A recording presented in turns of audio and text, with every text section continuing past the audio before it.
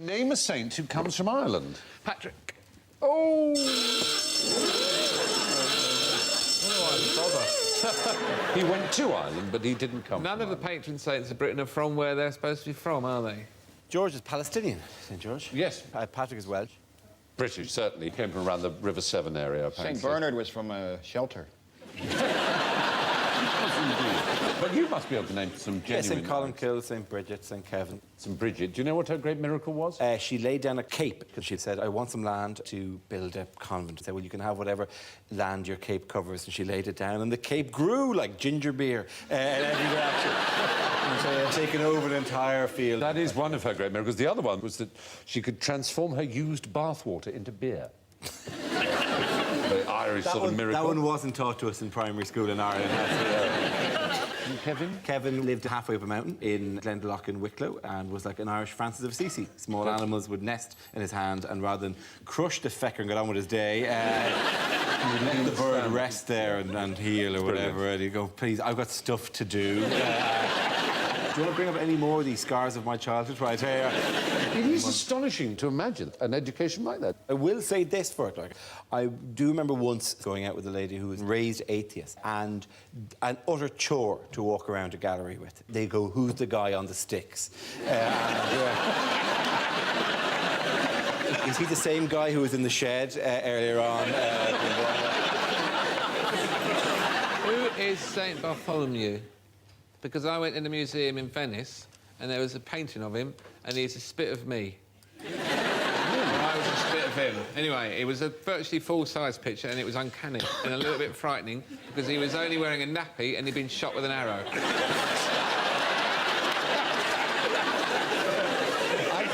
His day is the 24th of August, I know that. That's St Bartholomew's Day.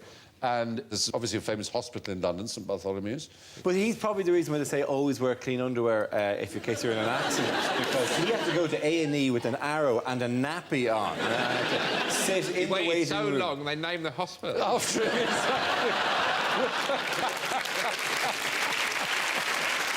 Lord. There you are. Well, a lot of them had arrows. St Sebastian was a famous one to be shot with arrows. Well, but maybe it was St Sebastian, maybe it wasn't St There is a Mantegna St Sebastian that does look not unlike you, it has to be said. Do you know what? I think it might be St Sebastian. I think it was St Sebastian. St Bartholomew's death was that he was flayed alive, and most paintings of St Bartholomew have him with his skin draped over his arm, his own skin. No, that wasn't him. That wasn't him, no. So I've seen that statue in church. I always used to think when I was a kid that he just had a sort of beige-coloured coat. His own skin. Anyway, the patron saint of Ireland went to Ireland but didn't come from there. He was kidnapped as a child, sold into slavery to Ireland. And then when he went on to the continent, became a monk, he wanted to come back to Ireland to convert to Christianity and cast out snakes. Why are there no snakes in Ireland? Sorry? Oh, why are there no snakes Oh, I know in this Ireland? because There's a reason that's related to the question I've been asking. something to do with the Ice Age. Yeah, there were 20 the periods of glaciers. glaciation in Ireland. It was just coming, they were withdrawing and coming, withdrawing, all these glaciers. So there's no... You realise what you just said? Yes. You really can't help yourself, can you? I just am sorry, but snakes Why there was can't Catholic survive. in Ireland? Snakes can't survive with frozen ground. Anyway, we were talking about glaciers, and they're found all over the world, and they're large and they're blue and they have calves, but unlike the surprisingly nippy blue whale, they can't manage much more than about 60 feet a day at top speed. And who is that there on the screen? Tony Robinson. And there is a Tony Robinson, Baldrick, who's about to come on. But in the First World War, as you probably know and we've covered before, there was a Christmas football truce. Yes. But what happened later, in 1915, was that because football had been banned at Christmas Day, a soldier smuggled into the trench a football. It was deflated so that no one would spot it, and then he blew it up before the Battle of Loos. And in the morning, when the whistle blew to commence the offensive, he threw it out of the trench, shouting, "Play up, London Irish," because it was from the London Irish Regiment, which I'm sure you'll be aware of. Oh, yeah, and great regiment. And they found the football when they got to the German trench. They kept it. And it so happens a member of that London Irish happens to be called Tony Robinson, and is therefore always called Baldrick by his fellow, and he has brought that football along today.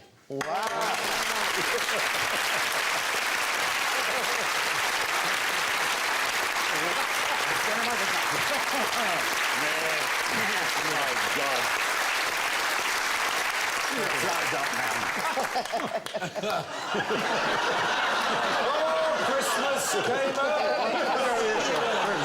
Darling, take that man's name and address. When they say present This really is turning the football. It is indeed just the And football. where is it kept? It's kept in the museum, which is now down in Camberwell at the London Irish Rifles. Is it called the London Irish Regiment or the London Regiment? We're D Company London Irish Rifles of the London Regiment. Right, D Company. And it's still an active regiment in the British Army, and we have some of your fellow soldiers over here. If you'd like to stand up, here they are.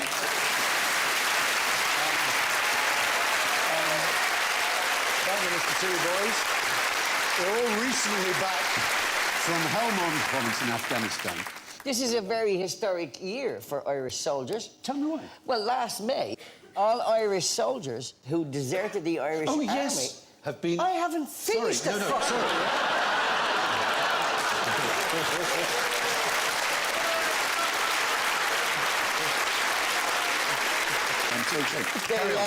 All soldiers who deserted the Irish army in both First World War and Second World War periods and joined the British Army to fight for the British Army were granted a pardon.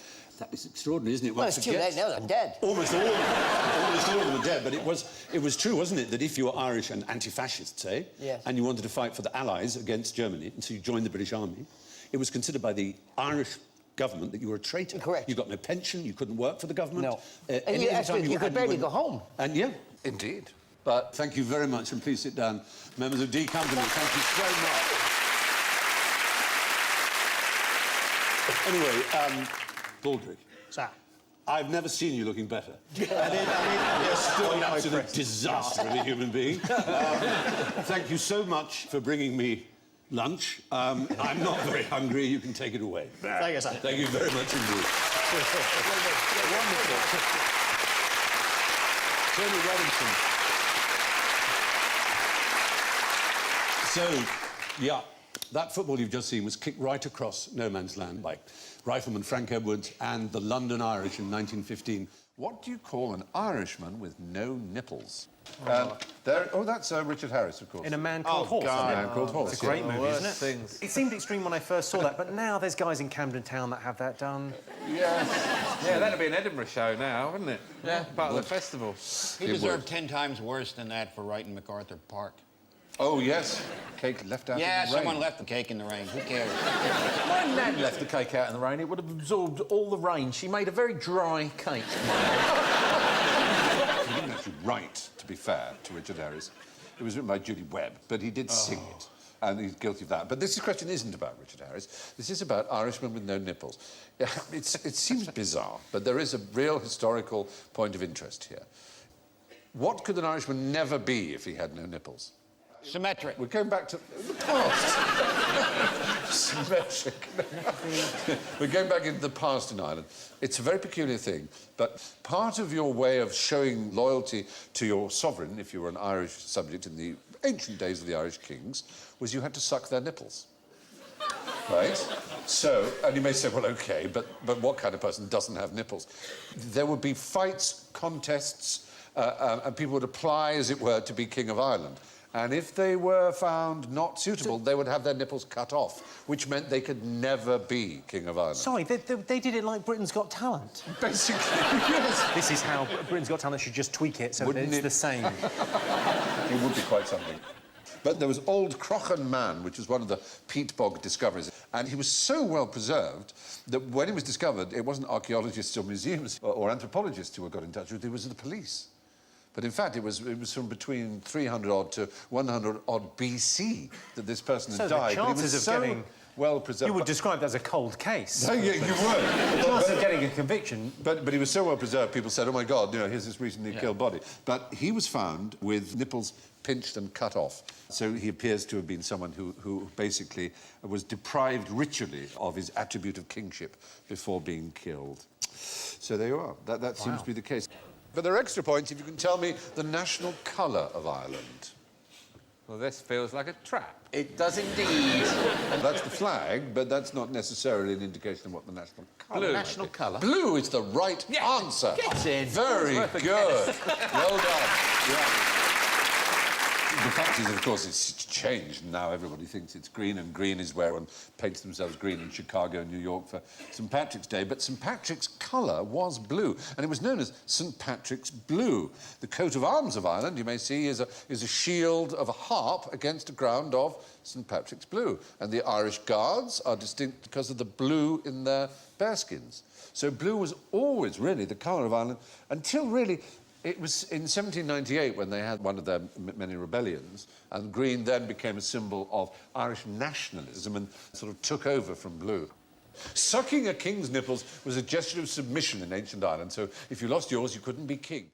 What's short, talks gibberish, and is much sought after in Merseyside? Kevin Johnny's Keegan. uncle. Is it a diddy man? It's not the Diddy Men, though oddly enough, you could barely be closer. In Liverpool, there was this, there it is, in case you wanted to know what Merseyside looked like. Ferry, cross the Mersey. And what's the largest, best-known ethnic minority in Liverpool, would you say? Irish, I'd say. The Irish, of course. Yeah. Irish. Liverpool Irish, Because famous. the Liverpool accent is very like the Dublin accent, and they're quite close to each other. So, like, you know, people talk like that from all of a sudden, and eventually they end up in Liverpool, and so if you go backwards, you end up Ken Doherty, north that's or right. south. Yeah. Exactly. So, Irish, you got yes. Diddy Men and you got Ireland. Are you saying Put them together. short talking gibberish are Irish people? No. Diddy Men were little people created by Ken Dodd, and you've got the Irish. So it's not Diddy Men. Leprechauns. Leprechauns, thank you very much, Johnny Vaughan. Be short. God. Johnny Vaughan. Because I'm on the edge. Come on, my embarrassment. Well, it was a particular event in 1964. It was thousands of Liverpudlian children streamed into the parks to look for leprechauns because there was a rumour that some had been seen, or one had been seen, or something. And they tore up plants and they ravaged the entire park system for 11 or 12 days in July 64. And then it just stopped as suddenly as it had begun. Can I just say, just to be a little bit of a nitpicker here, those are garden gnomes. Yeah, I know. Very racially offended. So, I'll give you points if you tell me how a leprechaun should look. How a leprechaun should look. He should look charming in the eye. Right. He should have a sort of jaunty gait about him, and then a green hat and green outfit. And you could only find him at the end of a rainbow. And should he be giant bearded? pot of gold. Should he be bearded? If he's not bearded, it is just a child wearing an outfit. Welcoming you to Ireland. It's got a big red bushy beard. 'Cause I've got bushy one. beard. Have you? You've got a big red You've bushy got a beard. leprechaun. You can get them at Dublin Airport. If you press them in the tummy, they go, an Irish eyes are smile, and it's one of the spookiest, scariest things. My kids love it, but me and the Is wife it like a are Chucky terrified. doll? Like if anyone presses It really is. Irish eye, that's You keep throwing it out the window and then it keeps on going back in. Interesting. I mean, who am I to tell you that you've got it slightly wrong in what leprechauns look like, because... All right, Stephen. They don't... No, I'm going Look by... down upon me and tell me what we did wrong this time. I'm going on early information rather than late, sort of 20th century information. There are inventions which come from the 20th century, which include the fact that they wear green clothes and tall hats, and they have ginger beards. According to fairy legends and traditions of the south of Ireland from 1825, proper leprechauns, if there is such a thing, are all... They have a trade? Shoemakers. They're all shoemakers, and they are exclusively what? White. Yes.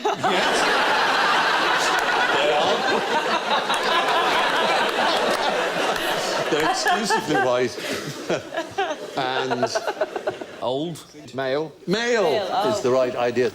And there's the shamrock, of course. There's a rule that an Irish person told me is never go into an Irish pub in America or London that has a neon shamrock, because it'll be crap. Yeah. Is that right? Yeah, I mean, it would be a bit dodgy. Yeah. Any American sort of Irish pub. Yeah. Come on in, to be sure, and you'll have a right old great crack of a time. It'd be very annoying. Yeah. But this particular chase happened, as I say, in '64, but in 1982, a man called Brian, which is a good Irish name, told the Liverpool Echo that he had been working in the park when some children saw him and mocked him for his height, or rather lack of it. And so, joining in the sport, he spoke in sort of sort of Irish gibberish. I know, I'm sorry, I'm doing what he did. Threw sods of earth at them, and they ran away frightened, thinking he was a leprechaun. So, because they called him a leprechaun. Came back with their they brothers. said, "Oh, you're a leprechaun," and he went, "I am that." And so they all said, "Yeah, we saw a leprechaun. We saw, saw a real one, saw a real leprechaun in the park." And so all these kids, they all invaded it. Like a lost episode of Brookside. So, the noisy question. I want to hear the loudest thing anyone's ever shouted. It's got to be something at their kids. OK, yes, in fact, you're in the right... Shut the fuck up! So if you could do that in a more BBC Two way... I'll do my best. Imagine Shush! OK, imagine... Is it yodeling? No, but yodeling is my Achilles heel. I could be on my deathbed, full of depression, and somebody yodeled, I would laugh. There's something... Is it a human doing it? It is a human doing this. It is, but he's in the right area. It is a word for shush. It is the loudest words that have been shouted. It's in the Guinness World Records. Like quiet. It is quiet. Really? Absolutely right. It is the loudest word ever.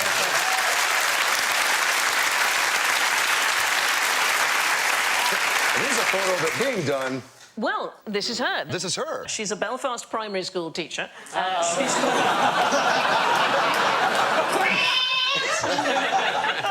She's called Annalisa Flanagan. I think she mostly uses her rather impressive voice on the hockey pitch. But in 1994, she entered a shouting competition, and her world record has remained unbroken for 22 years. She logged 121 decibels, which is exactly the same as a chainsaw.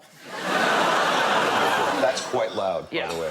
Like our shows top out at like 109, and those are quite loud. So 121 is stupid. She's... Slipknot, that's a good team. Can you imagine? Do not make me get louder than Slipknot.